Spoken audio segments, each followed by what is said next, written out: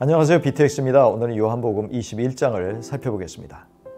21장에서 예수님은 부활하신 이후 디베랴 바다에서 제자들에게 세 번째로 나타나셨습니다. 부활 이후 예수님은 제자들과 함께 사역하지 않으셨고 가끔 만나 주셨을 뿐입니다. 스승의 빈자리가 크게 느껴졌을 제자들은 무엇을 하며 앞으로 살아야 할지 고민하지 않을 수 없었을 것입니다. 그래서 전직 어부 출신 베드로를 비롯한 6명의 제자들이 고기를 잡으러 갔습니다. 다시 옛날 직업으로 돌아가야겠다고 생각한 것일까요? 아니면 그저 방황하는 마음을 달래려고 고깃배를 띄운 것일까요?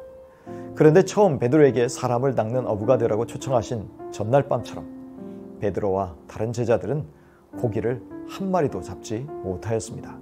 이제 막 동이 트려고 할 때 바닷가에서 익숙한 목소리가 들렸습니다. 얘들아! 예수님은 제자들을 마치 보호하셔야 할 어린아이들을 부르시듯이 그들에게 무엇을 좀 잡았느냐고 물으십니다. 제자들이 못 잡았다고 대답하자 예수님은 그들 배의 오른편에 그물을 던지면 잡을 것이라고 말씀하십니다. 제자들이 순종하였을 때 너무 많은 고기를 잡아서 그물을 끌어올릴 수도 없었습니다. 잡힌 고기는 전부 153마리의 큰 고기였습니다. 그러나 신기하게도 그물이 찢어지지 않았습니다. 베드로는 3년 전 바로 그날과 너무나 흡사한 기적을 접하며 예수님이 사람을 낚는 어부가 되리라는 사명을 주셨음을 기억하였을 것입니다.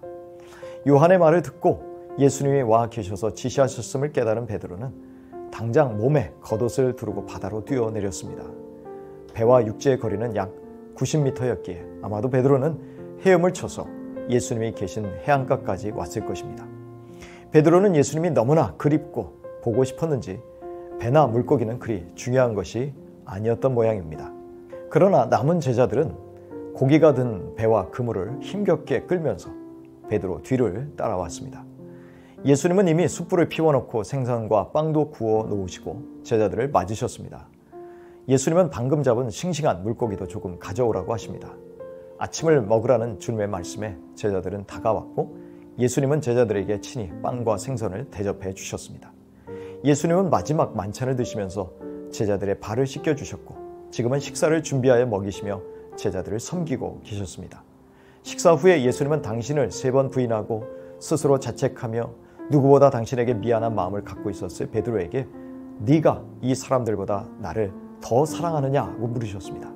주님, 그렇습니다. 내가 주님을 사랑하는 줄을 주님께서 아십니다. 라고 베드로가 대답합니다. 베드로답지 않은 절제된 대답이었습니다. 비록 모든 사람이 다 주님을 버릴지라도 나는 절대로 버리지 않겠습니다. 예수님이 잡히시던 밤에 자신감 있게 호언장담했던 그때의 모습이 아니었습니다.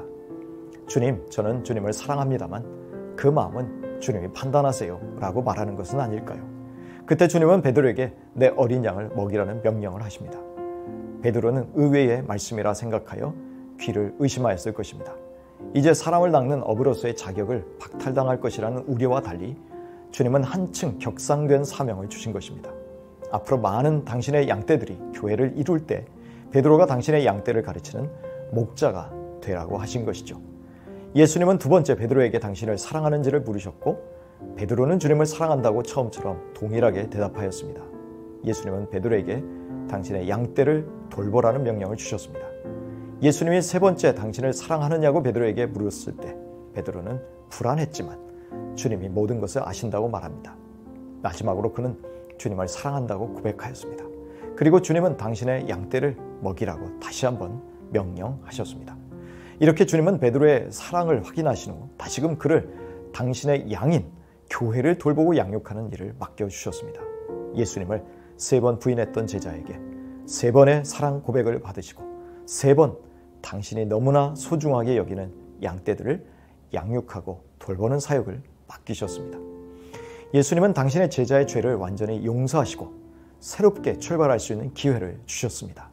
사람을 낚는 어부가 또한 어떻게 돌보는 목자가 되어야 하는지 중요한 교훈을 주신 것입니다. 이것은 미래의 교회가 어떤 사역에 중점을 두고 세워져야 하는지 중요한 지침이었습니다. 교회는 인간적인 돌봄보다 말씀의 돌봄을 더 중요하게 여겨야 했습니다. 예수님은 베드로가 죽을 때 순교함으로 하나님께 영광 돌릴 것이라고 암시하셨습니다.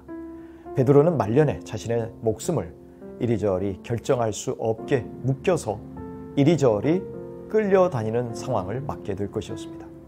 예수님의 고난과 죽음이 하나님께 영광이 되었듯이 베드로의 순교가 하나님께 영광이 될 것이었습니다.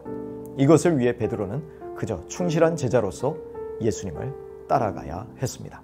한편 베드로는 요한은 어떻게 될지 궁금했습니다. 하지만 주님은 베드로에게 당신이 요한을 어떻게 인도하든지 신경 쓰지 말라고 하십니다. 각자에게 주신 하나님의 뜻이 다르기 때문이라는 것이죠. 그러니 비교하지 말고 자신의 사명에 충실하고 감사하면서 주님을 따르면 된다고 하십니다. 그런데 당대의 사람들 중에 이 말씀을 오해하여 요한이 주님 재림 때까지 죽지 않을 것이라고 해석한 사람들도 있었습니다. 요한은 마지막으로 자신이 많은 예수님의 행적들 중에서 선별한 사실들을 진실되게 기록한 저자요 증인임을 밝히며 요한복음을 마무리하고 있습니다. 목양에 관한 예수님의 뜻을 깨달은 바울은 최선을 다해 전도자로서 그리고 목자로서 말씀으로 양육하는 사역으로 최선을 다해 교회를 섬겼습니다. 골로새서 1장 28절 이하입니다. 우리는 이 그리스도를 전합니다. 우리는 모든 사람을 그리스도 안에서 온전한 사람으로 세우기 위하여 모든 사람에게 권하며 지혜를 다하여 모든 사람을 가르칩니다. 이 일을 위하여 나도 내 속에서 능력으로 작용하는 그분의 활력을 따라 수고하며 애쓰고 있습니다.